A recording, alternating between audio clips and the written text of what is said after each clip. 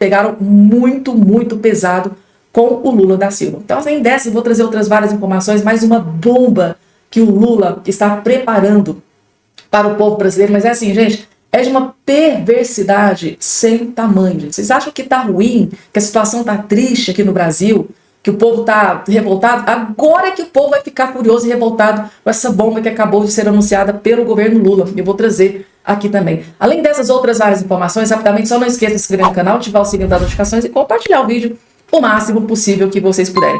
Dando início aqui já com essa informação, um dos vídeos mais irresistíveis que você vai assistir neste dia de hoje. Porque o Lula, gente, quando ele pega no microfone, esse pessoal aqui da Globo News, eles ficam completamente desesperados. Daniela Lima, Natuza Neri, Andréa Sadice, jornalistas, elas ficam desesperados. Gente, o Lula pegou no microfone, meu Deus do céu, soam todos os alarmes. Porque o homem só fala besteira. E mais uma fala desastrosa do Lula. Deixou aqui as militantes, dessa vez, gente, a fala foi tão desastrosa que não deu pra passar pano, gente. Elas ficaram furiosas, revoltadas com essa fala misógina do Lula nesse dia de hoje, gente, tá? Acompanhe, porque durante o evento o Lula disse assim: agora eu coloquei uma mulher bonita, né, uma ministra bonita, para ser ministra das relações, para cuidar dos relacionamentos ali, né, do governo com outros partidos. Aí, gente, o fato dele ter dito que colocou uma mulher bonita, ou seja, desfazendo de mulheres que são desprovidas de beleza, por que uma mulher bonita vale mais do que uma mulher que não é bonita? Então, assim, gente, que coisa horrenda, gente. Eu fiquei estarrecida com isso que o Lula disse hoje.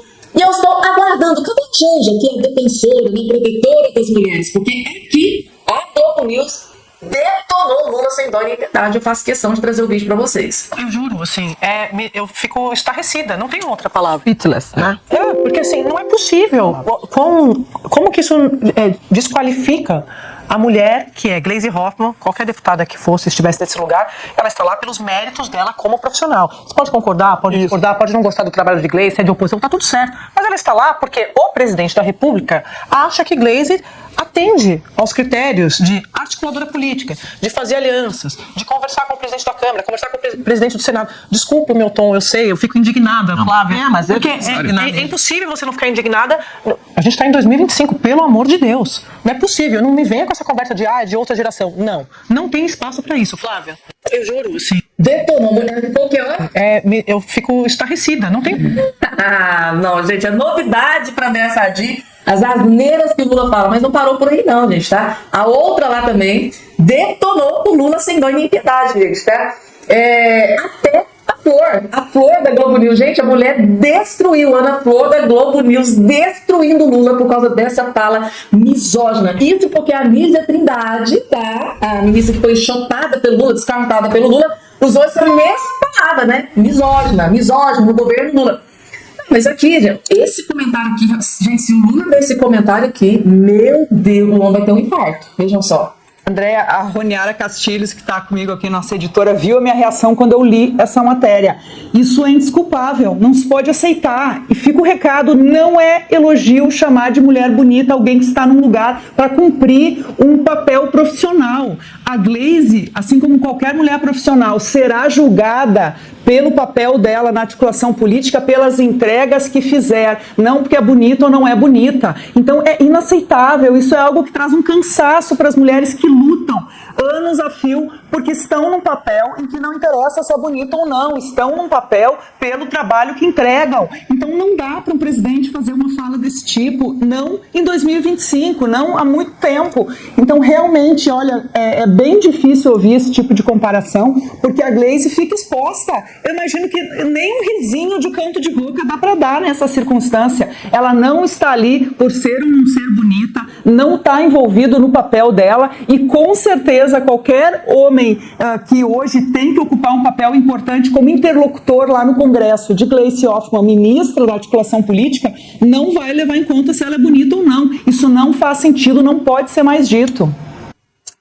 Resumindo, né, gente, toda vez que o Lula pega no microfone é o terror dessas jornalistas, né, porque toda vez só sai porcaria daquela boca, eu fico impressionada. E eu estou aguardando, cadê a Janja, protetora das mulheres, né, que luta na defesa das mulheres, será que ela não vai se pronunciar dessa fala que está sendo interpretada como uma fala misógina? por um presidente da República, que é mais vergonhoso e vexatório ainda. Gente, vamos falar aqui agora sobre um outro assunto que eu vou trazer aqui agora na tela para vocês. Uma bomba. Ó, vejam só isso aqui. Uma bomba que o Lula preparou para o povo brasileiro. Gente, exatamente isso. Vejam só. Aquele pessoal que gosta do ovo de Páscoa vai ficar muito mais caro neste desgoverno Lula, gente, tá? E aquela galerinha que fez o L, que gosta de um ovo da Páscoa, deve estar completamente revoltado e furioso, né? Tá aqui. Cacau sobe 189% e ovos de Páscoa disparam. E essa culpa eu não carrego. Eu não carrego essa culpa, gente, tá? Ovo de Páscoa que tava bem caro, né, nos últimos anos. Agora vai ficar estratosfericamente muito mais caro. É porque o Lula é o pai dos pobres, tá? Imagina se não fosse. O carnaval é a vez da Páscoa. E neste ano, os ovos devem ser menores e mais caros. O principal motivo é a alta de mais de 180% no preço do cacau, a matéria-prima do chocolate. Falta pouco mais de um mês para a Páscoa e a produção da Jéssica já começou. A confeiteira faz ovos de chocolate desde 2018 e é dessa época que vem a maior parte da renda anual. Mas por conta dos custos, a produção tem passado por reajustes. Ou eu diminuí a qualidade do produto, ou eu diminuí o tamanho dos ovos. E aí eu preferi diminuir o tamanho dos ovos para o cliente querer pagar. O cacau tá um absurdo. O chocolate antigamente eu conseguia comprar 1 quilo de chocolate mais ou menos 40, 50 reais, dependendo se eu pegasse na promoção. Hoje, pra gente conseguir ter um trabalho bom, um chocolate de qualidade, sem ser cobertura fracionada, chocolate nobre, eu pago 80 reais num quilo de chocolate. O preço da principal matéria-prima do chocolate, o cacau, aumentou 189% entre dezembro de 2023 e dezembro do ano passado, segundo a Associação Brasileira da Indústria de Alimentos. É, gente, não é só o ovo, não é só o café, não é só a laranja, não é só a picanha. Agora o ovo, né, entrou aí pro rol desse desgoverno Lula. Ovo da Páscoa. Eu quero, gente, eu tô aqui imaginando daquele pessoal que fez o L, fez, né, campanha pro Lula, pediu votem no Lula, porque o Lula vai salvar o Brasil. O Lula é o governo do amor. O Lula, gente, é o pai dos pobres. O Lula vai acabar com a miséria no Brasil. Tá aqui, gente, o resultado é esse, de acreditar nas lorotas, nas mentiras do Lula. O resultado é esse aqui. Eu tenho certeza absoluta que vocês vão gostar muito desse vídeo aqui. O nosso querido Maurício Marcon detonando, tá? O Lula da Silva e um dos seus maiores aliados políticos. Gente do céu, aqui nesse vídeo o homem tava furioso. Vejam só. Um ladrão! Deputado que tem que ser caçado! Admitiu ter roubado 131 mil reais! Presidente Charles, Maquiavel há 500 anos atrás cunhou uma frase que nunca esteve tão correta no nosso país. Maquiavel disse: aos amigos os favores, aos inimigos a lei. Semana passada, o aliado de Lula, corrupto obviamente, chamado André Janones, e quem disse que ele é corrupto foi ele mesmo ao admitir que fez rachadinha em seu gabinete, roubando o dinheiro de seus assessores, fez um acordo de compadre com a justiça brasileira. Um ladrão, deputado que tem que ser caçado, admitiu ter roubado 131 mil reais. E o que a justiça fez? Deu uma multa que nem compadre dá pra compadre. Cobrou de volta os 131 mil roubados e cobrou uma multa de pouco mais de 20 mil reais, o que dá um jurinho, desde que os fatos aconteceram, de 0,3%. O mesmo deputado que usa uma camisa contra a anistia com uma frase que eu não posso falar aqui por causa do decoro parlamentar. Não vi parlamentares do PT cobrarem o seu líder nas redes sociais por roubar dinheiro. Obviamente, não vão cobrar porque são compadres. Mas voltando a Maquiavel, que disse o rigor da lei, para quem não é amigo do rei, nós temos a Débora. A Débora, senhor presidente, mãe de 2 menores de idade, que num dia infeliz saiu de casa com um batom na sua bolsa e escreveu uma frase dita por um ministro do Supremo numa estátua de concreto. A Débora não roubou, a Débora não desviou dinheiro, a Débora não tinha antecedentes criminais e a Débora, infelizmente, não era afiliada a um partido de esquerda, que senão, obviamente, estaria em casa, como acontece com todos os baderneiros do MST. A Débora, senhor presidente, mãe de 2 crianças, está presa há 2 anos. 2 anos defesa não fez absolutamente nada. E aqueles de lá, da tribuna de lá da esquerda, que dizem defender os direitos humanos, que dizem defender as mulheres, que dizem defender as crianças, se calam perante um de tantos absurdos vividos hoje no Brasil. Muito discurso, muita espuma, mas o que eles gostam mesmo é de defender uma rachadinha e ladrão. Obrigado, senhor presidente. Meu Deus do céu, gente. O que o Marcon fez aqui nesse vídeo, né?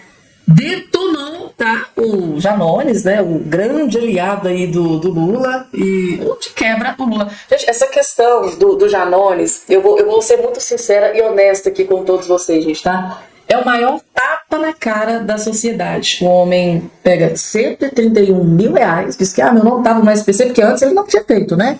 A mídia tá distorcendo a situação, mas ele dizia veemente que nunca fez rachadinha, que nunca pegou dinheiro público.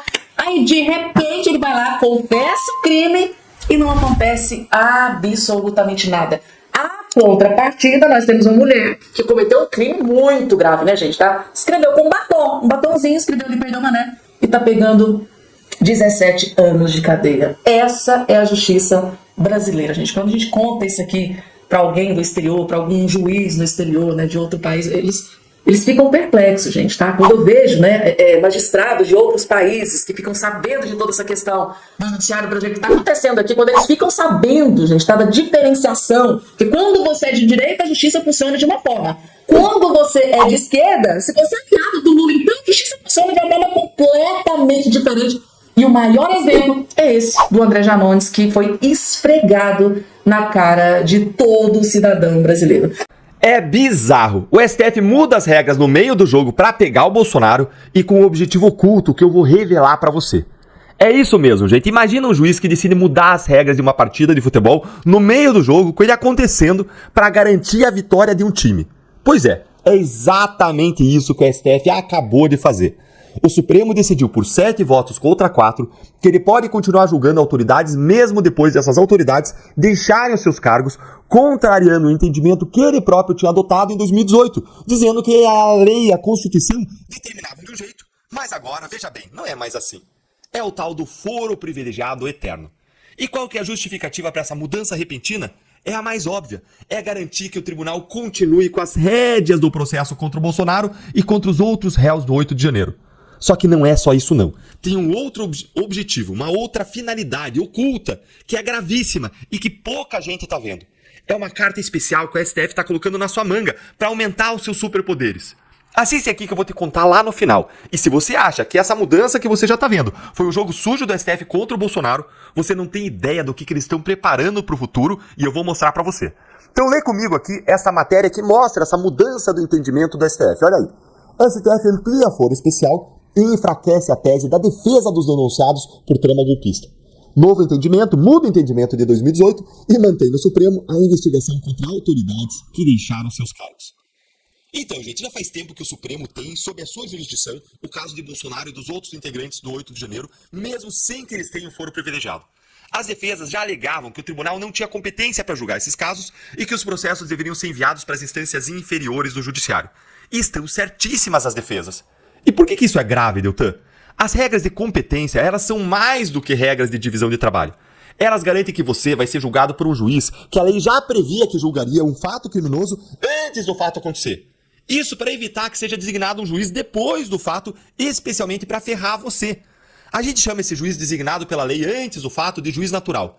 Ah, Deltan, tá muito complicado. Explica melhor aí. Olha, gente, se você for acusado de matar alguém em Curitiba, todo mundo sabe, porque a lei assim estabelece de antemão, que você vai ser julgado por um dos juízes do Tribunal do Júri de Curitiba, que vai ser definido por sorteio, porque assim, a lei diz assim.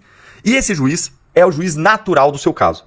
O respeito ao juiz natural do seu caso é uma garantia de isenção do seu julgamento. Não dá pra depois de um homicídio, quando você virou suspeito, alguém dizer, não, quem vai julgar esse cara vai ser esse juiz aqui, porque esse juiz vai ferrar ele. Não pode acontecer isso. Quando o STF, então, viola as regras de distribuição de trabalho para ficar com o caso contra Bolsonaro, ele está quebrando a garantia que todos nós temos de sermos julgados por um juiz isento e imparcial, pelo juiz natural do caso. O STF está se autodesignando depois do fato. Ele está mudando as regras para estabelecer o seu próprio jogo, para estabelecer um juiz específico, no caso, a própria corte, e nós sabemos que eles estão fazendo isso para ferrar o Bolsonaro. Quem era o juiz natural para julgar o Bolsonaro? Era um juiz de primeira instância que seria definido por sorteio, porque nem o Bolsonaro, nem nenhum dos réus tinha foro privilegiado pelas regras da Constituição, como foram lidas e reconhecidas pelo próprio STF em 2018. Aí, veja bem, diante da contestação das defesas dos réus do caso Bolsonaro, diante das críticas contundentes da sociedade e vendo o risco crescente de uma desmoralização cada vez maior do Supremo, com medo ainda de perder os seus poderes e escancarar sua parcialidade para julgar o Bolsonaro, o que o STF fez? Ele mudou as regras do jogo para legitimar o que ele já estava fazendo. Para pegar o Bolsonaro, vale até mão na bola. Ou melhor, não vale, né? Mas depois o STF vai lá e valida e diz que é assim mesmo que vai ser. Se você também está indignado com isso, se você também acha isso absurdo, curte o vídeo para a voz da nossa indignação chegar mais longe, segue o canal, aciona o sininho da notificação para você receber mais conteúdos como esse, para nós trabalharmos juntos contra esses absurdos, para nós erguermos a nossa voz contra tudo que está acontecendo. E olha aqui o que o José Fux disse no X.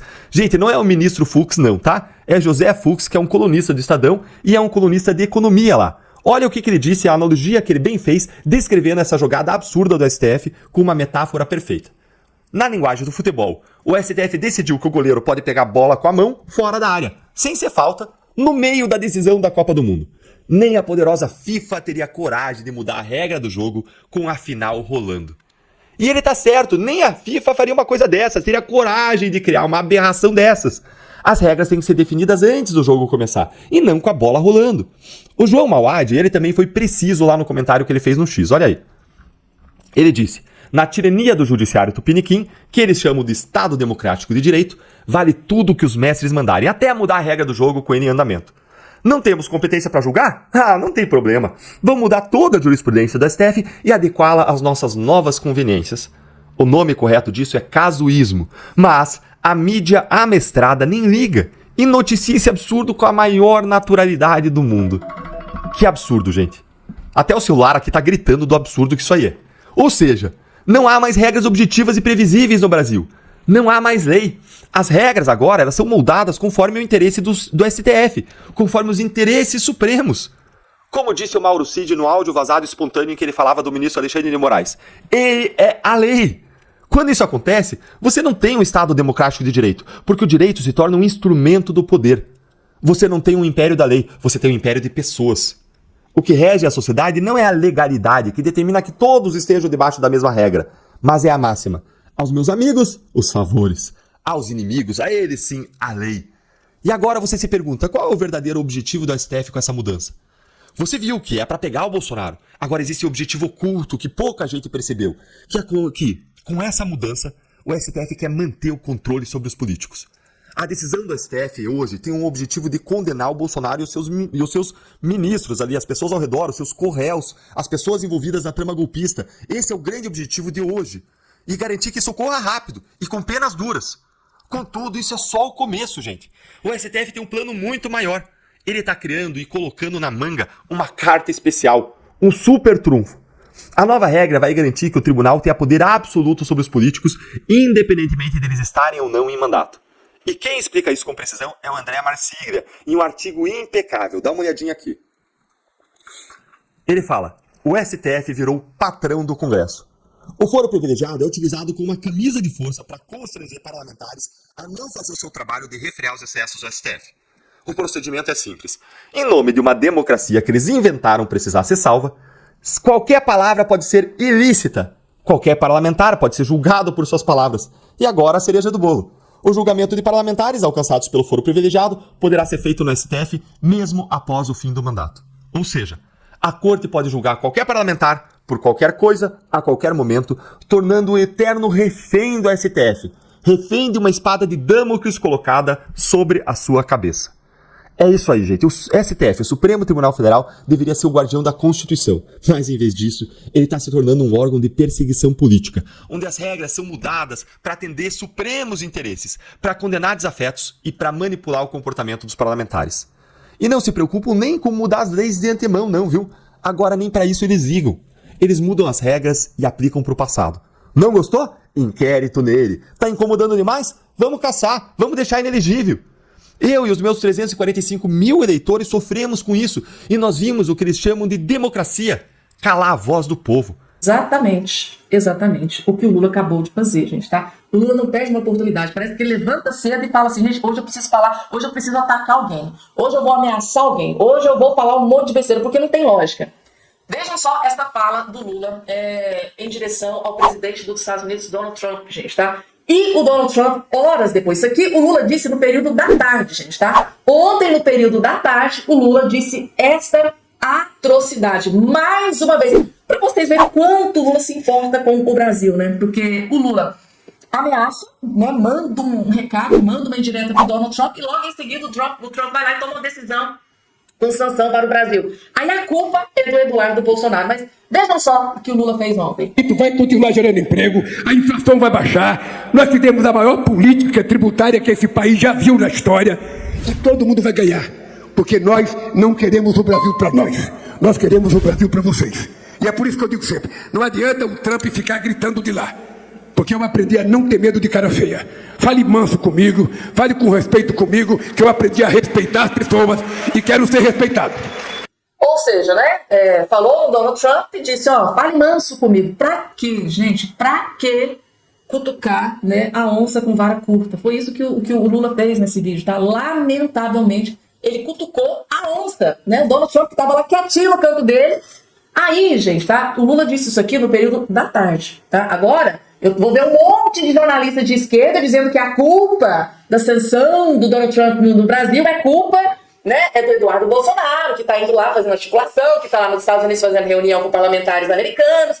A culpa vai ser do Eduardo Bolsonaro. Mas eles esquecem que é o Lula da Silva que vai lá e cutuca a onça com vara curta.